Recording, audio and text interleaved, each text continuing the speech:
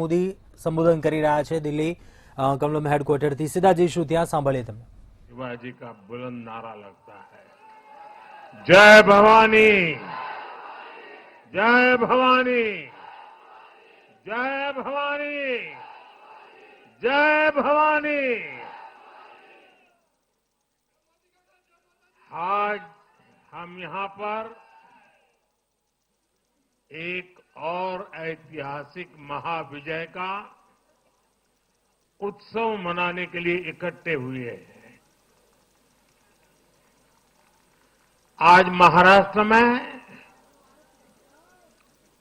विकासवाद की जीत हुई है। महाराष्ट्र में सुशासन की जीत हुई है।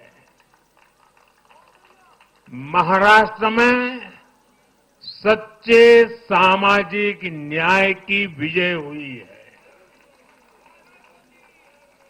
और साथियों, आज महाराष्ट्र में झूठ, छल, फरेब बुरी तरह हारा है।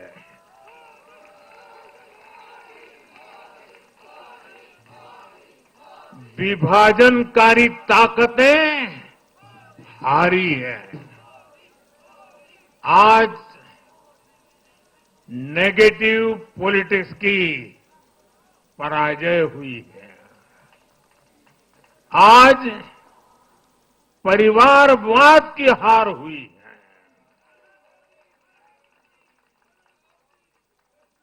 आज महाराष्ट्र ने विकसित भारत के संकल्प को और मजबूत किया है। मैं देश भर के भाजपा के, एनडीए के सभी कार्यकर्ताओं को बहुत बहुत बधाई देता हूं, उन सबका अभिनंदन करता हूं।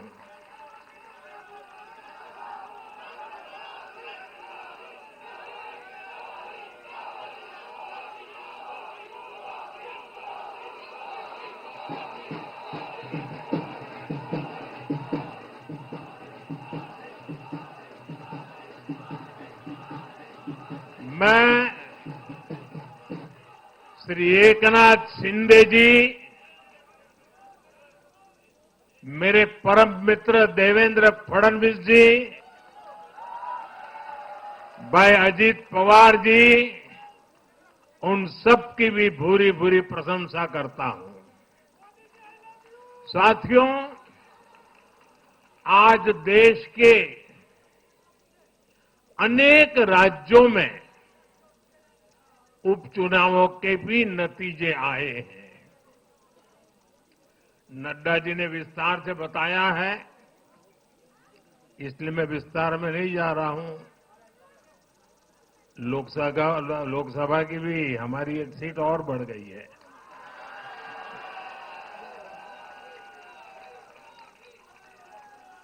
यूपी, उत्तराखंड और राजस्थान ने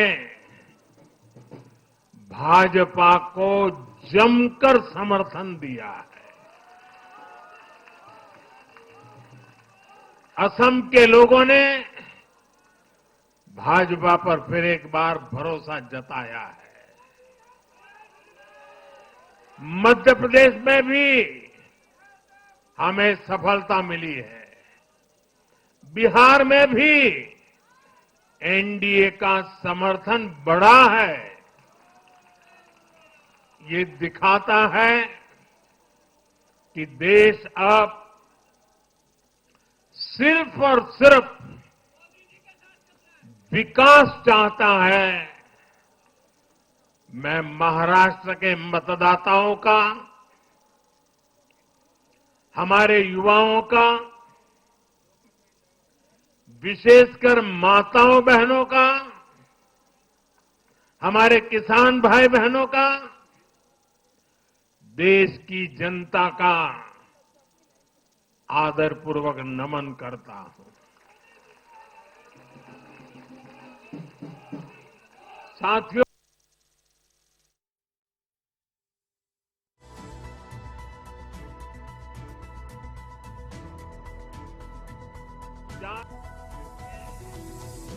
हम अब और ज्यादा मेहनत से काम करेंगे और इसमें भाजपा का एक एक कार्यकर्ता अपना हर प्रयास करेगा। साथियों, छत्रपती शिवाजी महाराजांच्या महाराष्ट्राने आज दाखवून दिले तुष्टीकरणाचा सामना कसा करायचा।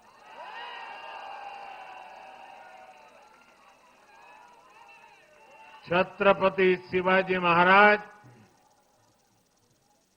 शाहूजी महाराज, महात्मा फुले, सावित्रीबाई फुले, बाबासाहेब आंबेडकर, वीर सावरकर, बाला साहब ठाकरे,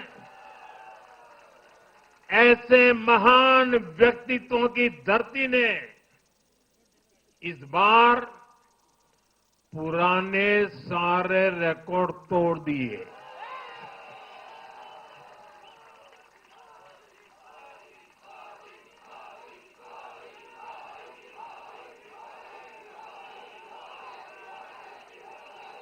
और साथियों, बीते 50 साल में किसी भी पार्टी या किसी भी प्री पोल अलायंस के लिए ये सबसे बड़ी जीत है 50 साल के बाद।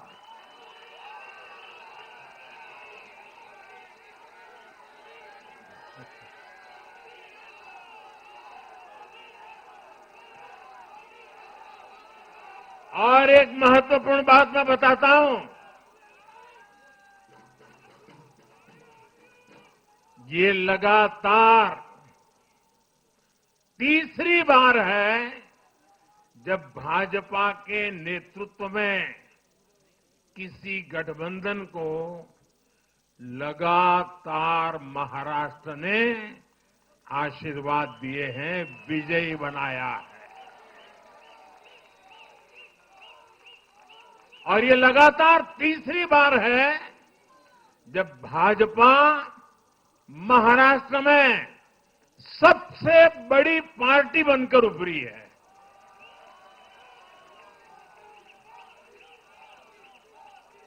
साथियों, ये निश्चित रूप से ऐतिहासिक है। ये भाजपा के गवर्नेंस मॉडल पर मुहर है।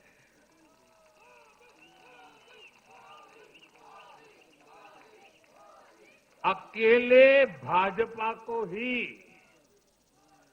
कांग्रेस और उसके सभी सहयोगियों से कहीं अधिक सीटें महाराष्ट्र के लोगों ने दी है।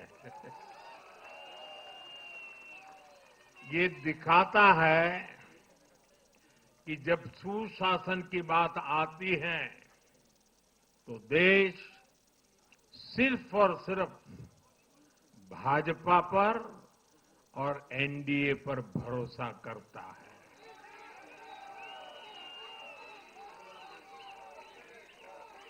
साथियों, एक और बात है जो आपको और खुश कर देगी।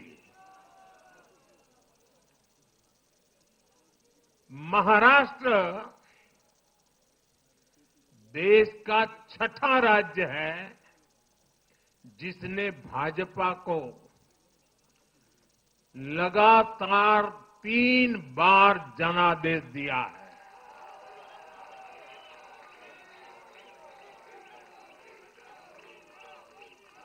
इससे पहले गोवा, गुजरात, छत्तीसगढ़, हरियाणा और मध्य प्रदेश में हम लगातार 3 बार जीत चुके हैं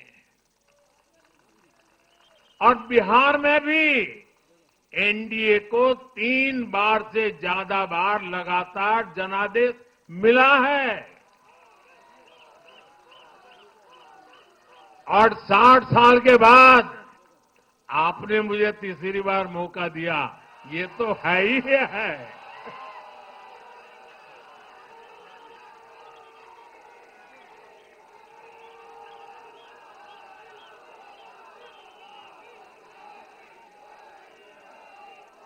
ये जनता का हमारे सुशासन के मॉडल पर विश्वास है और इस विश्वास को बनाए रखने में हम कोई कोर कसर बाकी नहीं रखेंगे। साथियों, मैं आज महाराष्ट्र की जनता जनार्दन का विशेष अभिनंदन करना चाहता हूं। लगातार तीसरी बार स्थिरता को चुनना ये महाराष्ट्र के लोगों की सूझबूझ को दिखाता है।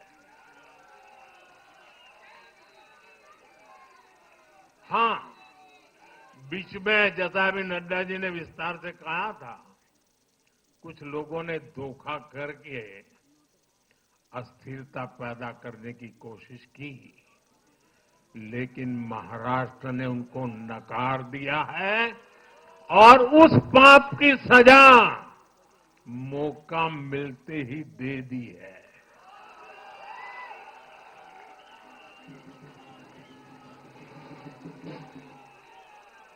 साथियों, महाराष्ट्र इस देश के लिए एक तरह से बहुत महत्वपूर्ण ग्रोथ इंजन है। इसलिए महाराष्ट्र के लोगों ने जो जनादेश दिया है, वो विकसित भारत के लिए बहुत बड़ा आधार बनेगा। वो विकसित भारत के संकल्प की सिद्धि का आधार बनेगा। साथियों, हरियाणा के बाद महाराष्ट्र के चुनाव का भी सबसे बड़ा संदेश है एकजुटता। एक है तो एक है तो एक है तो ये आज देश का महामंत्र बन चुका है। कांग्रेस और उसको इकोसिस्टम, उन्होंने सोचा था कि संविधान के नाम पर झूठ बोलकर, आरक्षण के नाम पर झूठ बोलकर एससी, एसटी, ओबीसी को छोटे छोटे समूह में बांट देंगे। वो सोचते थे सब बिखर जाएंगे। कांग्रेस और उसके साथियों की साजिश को महाराष्ट्र ने सिरे से खारिज कर दिया है। महाराष्ट्र ने डंके की चोट पर कहा है, एक है तो एक है तो एक है तो सेब है के भाव ने जाति, धर्म, भाषा और क्षेत्र के नाम पर लड़ाने वालों को सबक सिखाया है, सजा की है।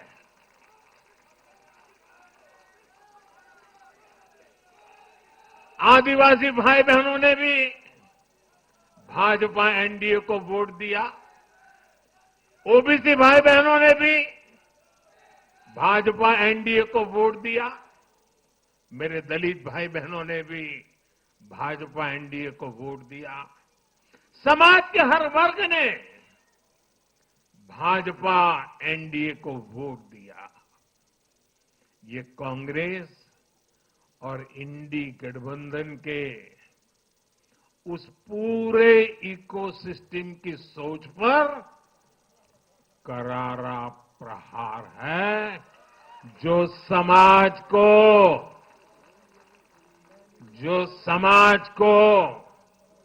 बांटने का एजेंडा चला रहे थे। साथियों,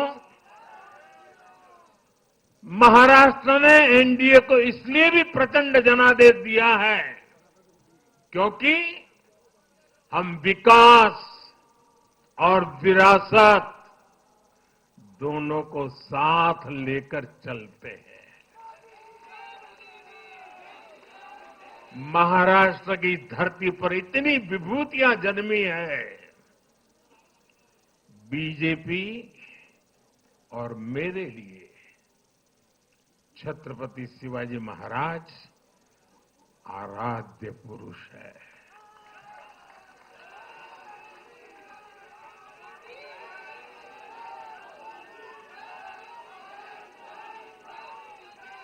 धर्मवीर छत्रपति संभाजी महाराज हमारी प्रेरणा है। हमने हमेशा बाबा साहब आंबेडकर, महात्मा फूले, सावित्रीबाई फूले, इनके सामाजिक न्याय के विचार को माना है। यही हमारे आचार में है, यही हमारे व्यवहार में है। साथियों, लोगों ने मराठी भाषा के प्रति भी हमारा प्रेम देखा है। कांग्रेस को वर्षों तक मराठी भाषा की सेवा का मौका मिला, लेकिन इन लोगों ने इसके लिए कुछ नहीं किया। हमारी सरकार ने मराठी को क्लासिकल लैंग्वेज का दर्जा दिया। मातृभाषा का सम्मान, संस्कृतियों का सम्मान और इतिहास का सम्मान हमारे संस्कार में है, हमारे स्वभाव में है।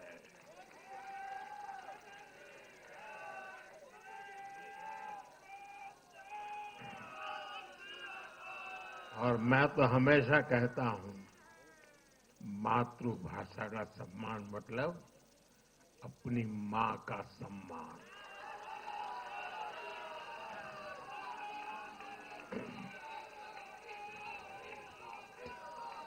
और इसलिए मैंने विकसित भारत के निर्माण के लिए लाल किले की प्राचीर से पंच प्राणों की बात की। हमने इसमें विरासत पर गर्व को भी शामिल किया। जब भारत विकास भी और विरासत भी इसका संकल्प लेता है तो पूरी दुनिया इसे देखती है। आज विश्व हमारी संस्कृति का सम्मान करता है। क्यों? क्योंकि हम इसका सम्मान करते हैं। अब अगले 5 साल में महाराष्ट्र विकास भी विरासत भी के इसी मंत्र के साथ तेज गति से आगे बढ़ेगा। साथियों, इंडी वाले देश के बदले मिजाज को नहीं समझ पा रहे हैं।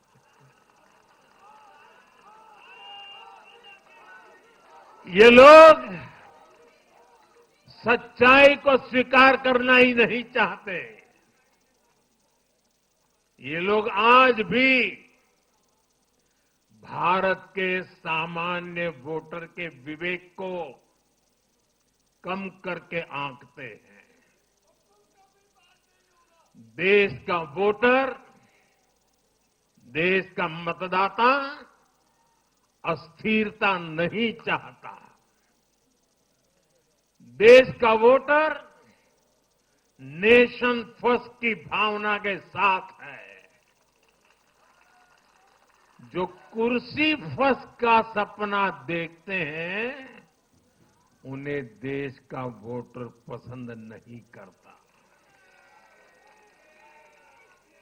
साथियों, देश के हर राज्य का वोटर दूसरे राज्यों की सरकारों का आकलन भी करता है।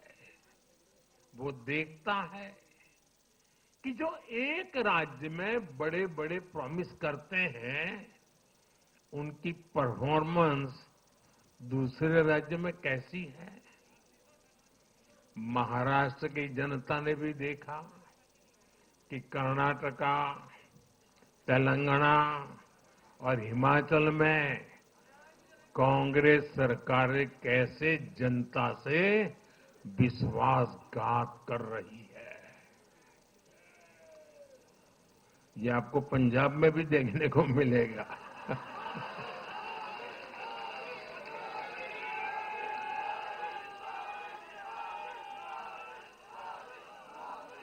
जो वादे महाराष्ट्र में किए गए, उनका हाल दूसरे राज्यों में क्या है। इसलिए कांग्रेस के पाखंड को जनता ने खारिज कर दिया है। कांग्रेस ने जनता को गुमराह करने के, इसके लिए जो दूसरे राज्यों के अपने मुख्यमंत्री तक मैदान में उतारे, तब भी इनकी चाल सफल हो नहीं पाई। इनके ना तो झूठे वादे चले और ना ही खतरनाक एजेंडा चला। साथियों, आज महाराष्ट्र के जनादेश का एक और संदेश है। पूरे देश में सिर्फ और सिर्फ एक ही संविधान चलेगा।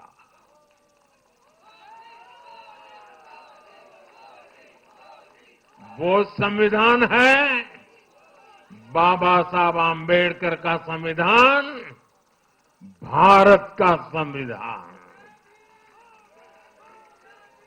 जो भी सामने या पर्दे के पीछे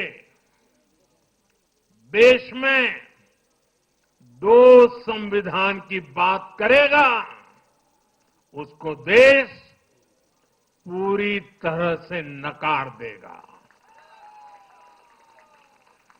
कांग्रेस और उसके साथियों ने जम्मू कश्मीर में फिर से आर्टिकल 370 की दीवार बनाने का प्रयास किया।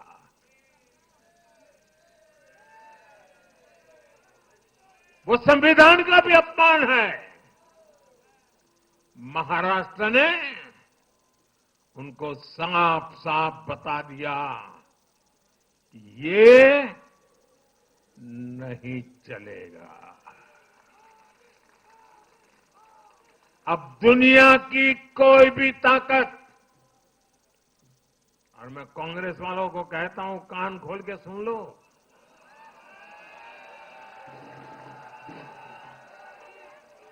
उनके साथियों को भी कहता हूं, अब दुनिया की कोई भी ताकत 370 को वापस नहीं ला सकती।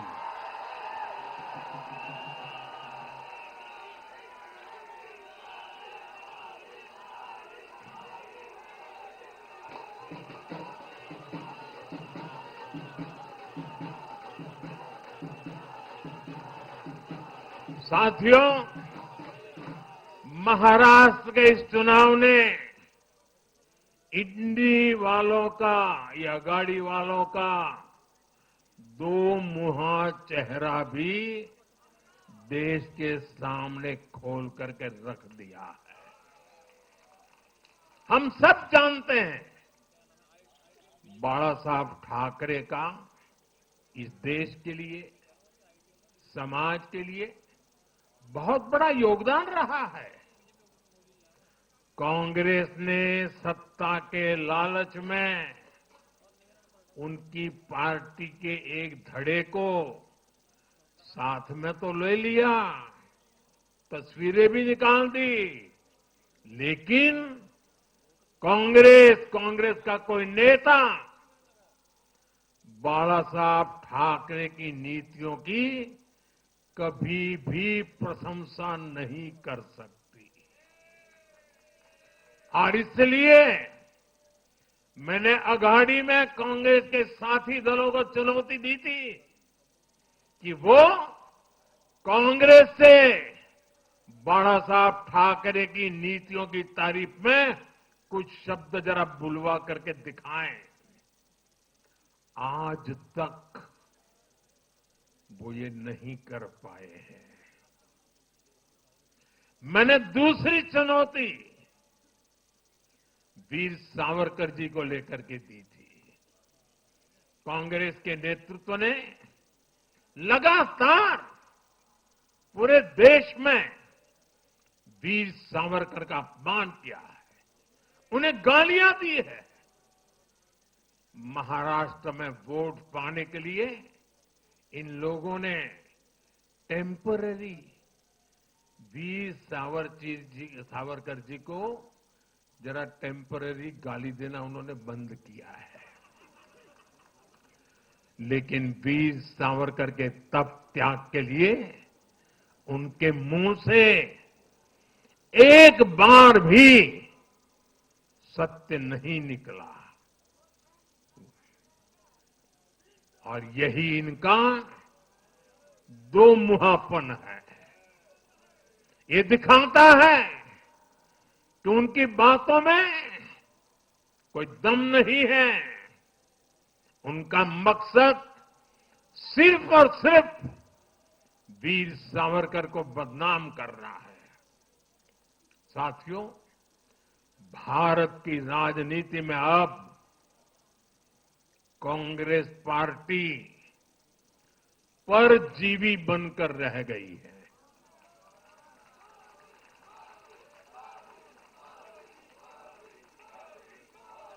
कांग्रेस पार्टी के लिए अब अपने दम पर सरकार बनाना लगातार मुश्किल हो रहा है।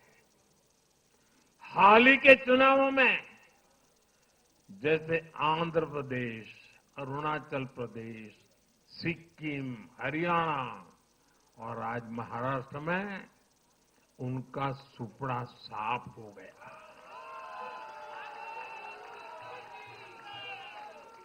कांग्रेस की घिसी पीटी विभाजनकारी राजनीति फेल हो रही है, लेकिन फिर भी कांग्रेस का अहंकार देखिए, उसका अहंकार 7वें आसमान पर है।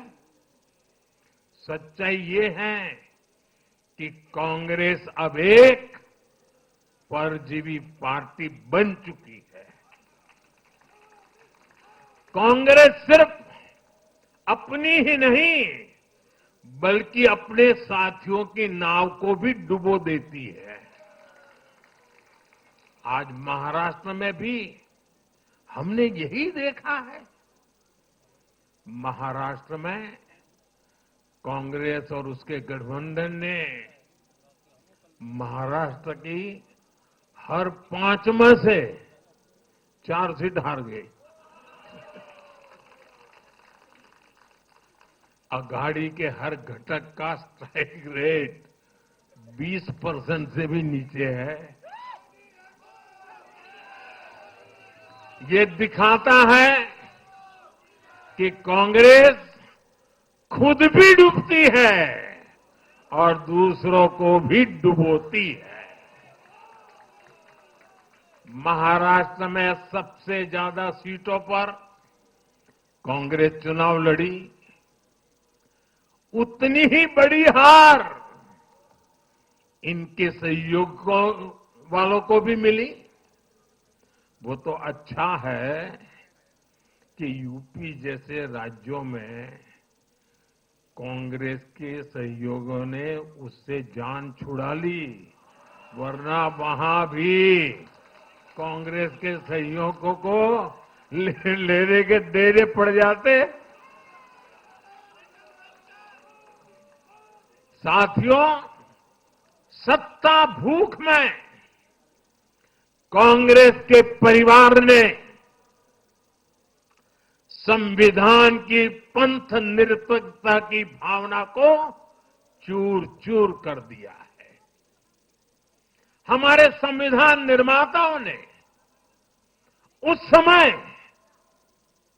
47 में विभाजन की विभीषिका के बीच भी हिंदू संस्कार और परंपरा को जीते हुए पंथ निरपेक्षता की राह को चुना था।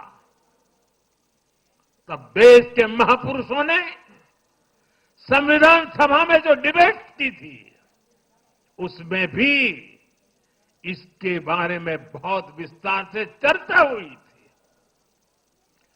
लेकिन कांग्रेस के इस परिवार ने झूठे सेक्युलरिज्म के नाम पर उस महान परंपरा को तबाह करके रख दिया है। कांग्रेस ने तुष्टीकरण का जो बीज बोया, वो संविधान निर्माताओं के साथ बहुत बड़ा विश्वासघात है। और ये विश्वासघात मैं बहुत जिम्मेवारी के साथ बोल रहा हूं। संविधान के साथ इस परिवार का विश्वासघात है। दशकों तक कांग्रेस ने देश में यही खेल खेला। कांग्रेस ने तुष्टीकरण के लिए कानून बनाए, सुप्रीम कोर्ट के आदेश तक की परवाह नहीं की। इसका एक उदाहरण वक्फ बोर्ड है।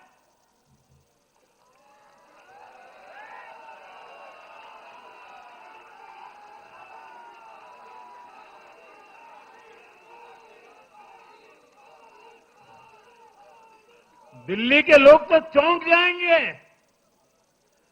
हालात ये थी कि 2014 में इन लोगों ने सरकार से जाते जाते दिल्ली के आसपास की अनेक संपत्तियां वक्फ बोर्ड को सौंप दी थी।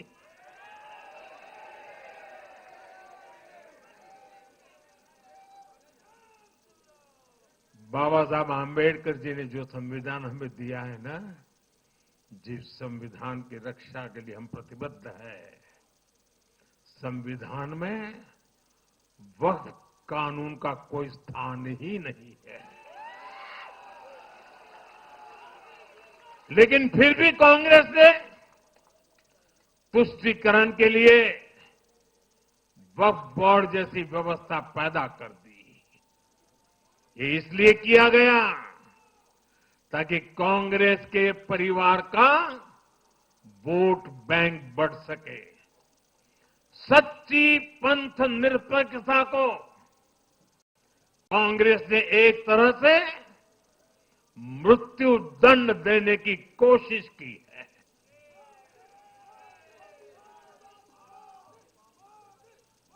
साथियों, कांग्रेस के शाही परिवार की सत्ता भूख इतनी विकृति हो गई है कि उन्होंने सामाजिक न्याय की भावना को भी चूर चूर कर दिया है। एक समय था जब कांग्रेस के नेता इंदिरा जी समेत खुद जात पात के खिलाफ बोलते थे, पब्लिकली लोगों को समझाते थे, एडवर्टाइजमेंट छापते थे। लेकिन आज यही कांग्रेस और कांग्रेस का एक परिवार खुद की सत्ता भूख को शांत करने के लिए जातिवाद का जहर फैला रहा है। इन लोगों ने सामाजिक न्याय का गला घोंट दिया है। साथियों, एक परिवार की सत्ता भूख इतने चरम पर है कि उन्होंने खुद की पार्टी को ही खा लिया है।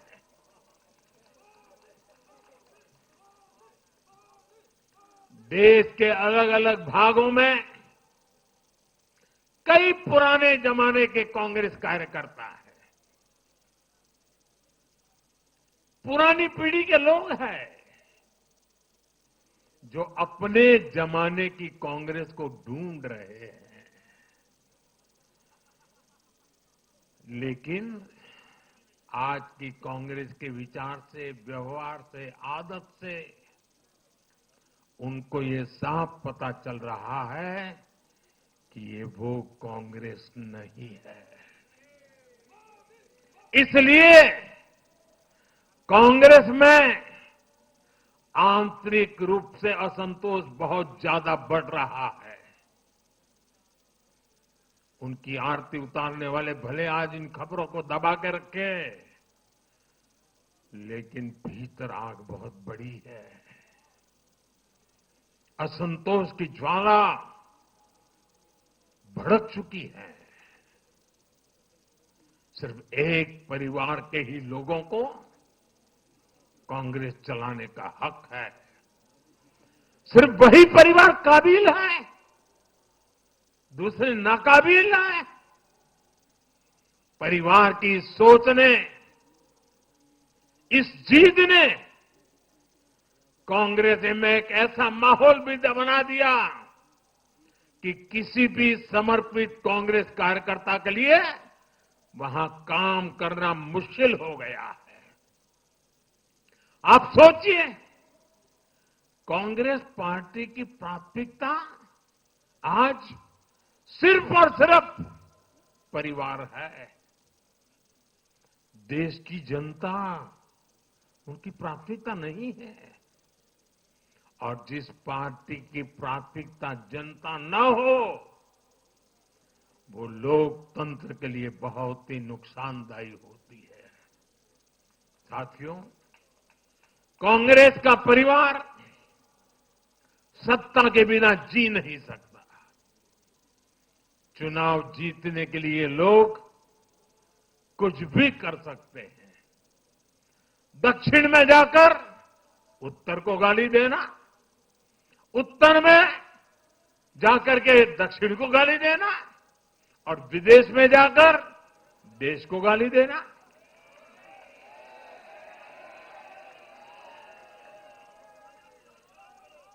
और अहंकार इतना कि ना किसी का मान, ना किसी की मर्यादा, और खुलेआम झूठ बोलते रहना, हर दिन एक नया झूठ बोलते रहना। यही कांग्रेस और उसके परिवार की सच्चाई बन गई है। आज कांग्रेस का अर्बन नक्सलवाद भारत के सामने एक नई चुनौती बनकर खड़ा हो गया है।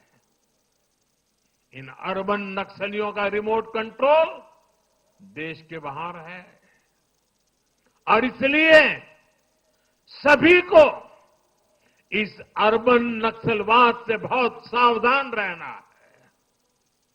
आज देश के युवाओं को, हर प्रोफेशनल को कांग्रेस की हकीकत को समझना बहुत जरूरी है।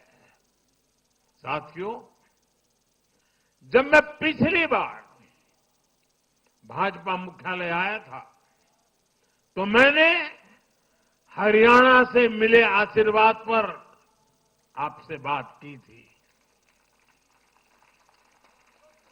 तब हमें गुरुग्राम जैसे शहरी क्षेत्र के लोगों ने भी अपना आशीर्वाद दिया था। अब आज मुंबई ने, पुणे ने, नागपुर ने, महाराष्ट्र के ऐसे सभी बड़े शहरों ने अपनी स्पष्ट राय रखी है।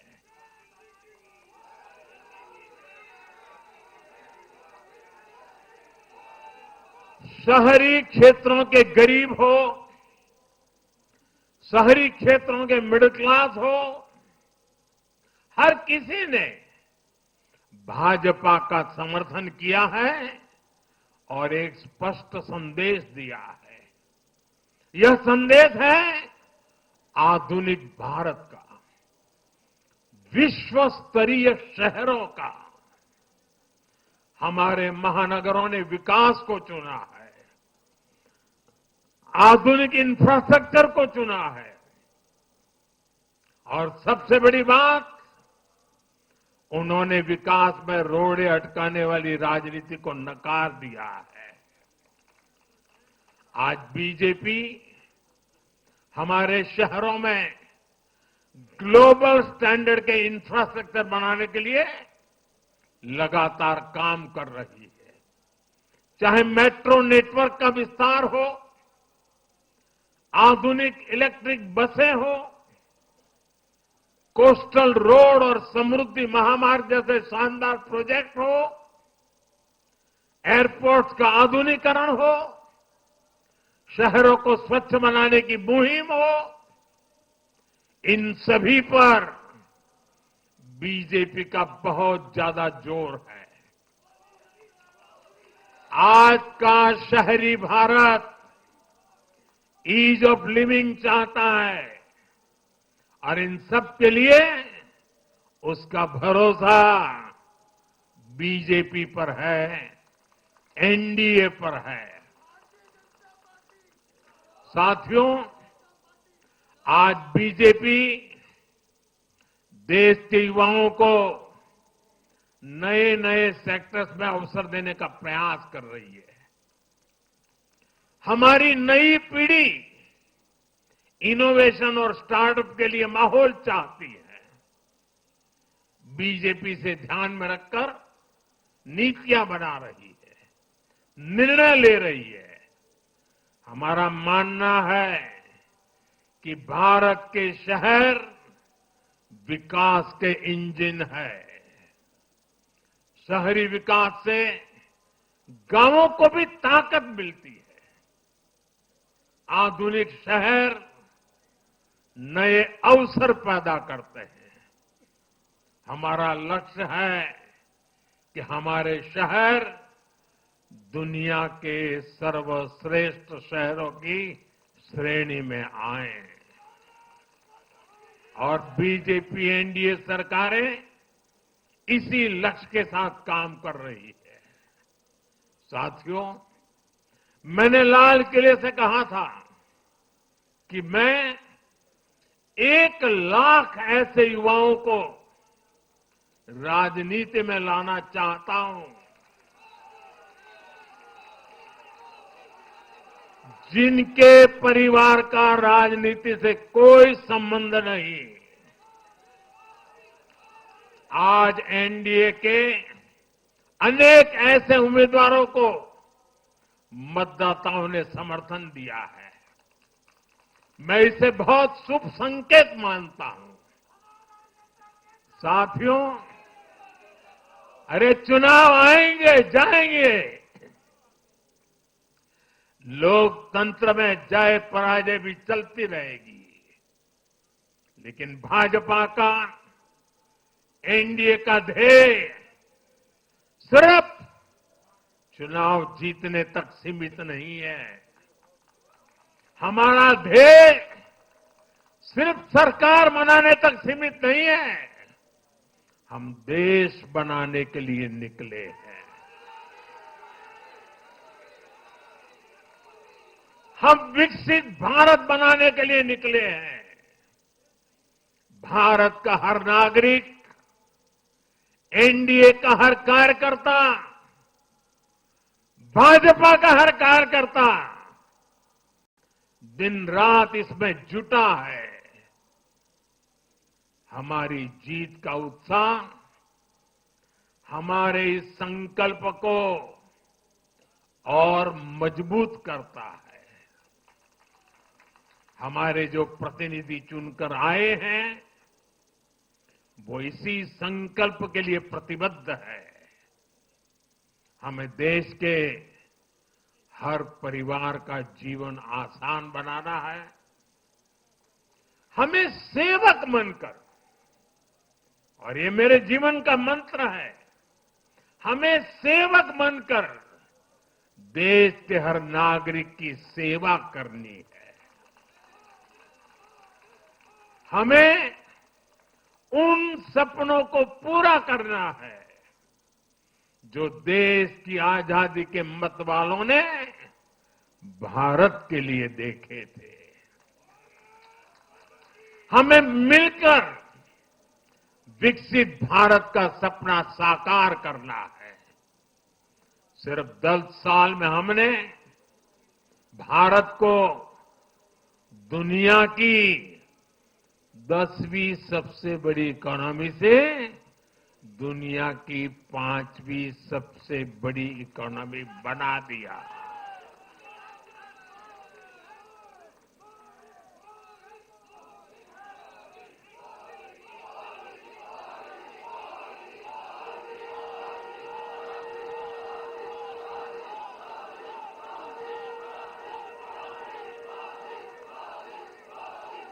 किसी को भी लगता, अरे मोदी जी 10 में से 5 पर पहुंच गए, अब तो बैठो आराम से।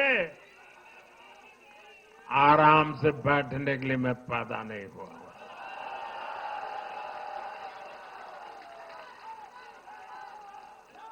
वो दिन दूर नहीं जब भारत दुनिया की 3री सबसे बड़ी अर्थव्यवस्था बन के रहेगा।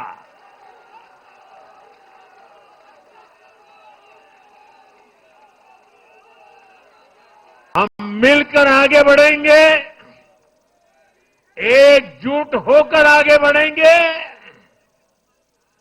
तो हर लक्ष्य पाकर रहेंगे। इसी भाव के साथ एक है तो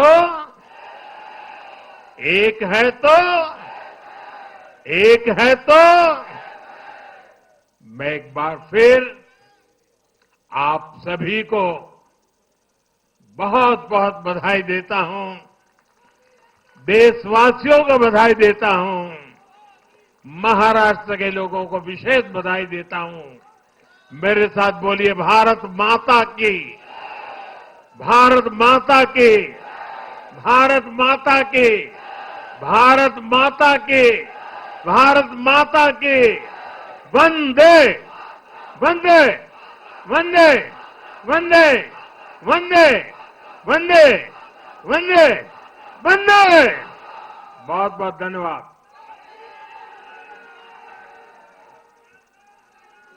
बहुत बहुत धन्यवाद आदरणीय देश के प्रधानमंत्री आदरणीय नरेंद्र मोदी जी का। सब ताली बजा के अभिनंदन करेंगे, ताली बजा के अभिनंदन करेंगे। मोदी मोदी मोदी मोदी मोदी मोदी। पुनः अभिनंदन है देश के प्रधानमंत्री आदरणीय नरेंद्र मोदी जी का।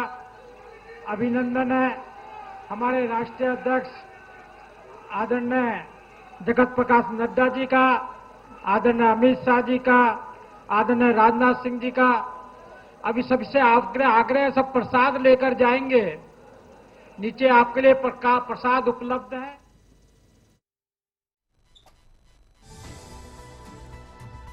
મહારાષ્ટ્રની જીત પર વડાપ્રધાન મોદીએ મોટું નિવેદન આપ્યું।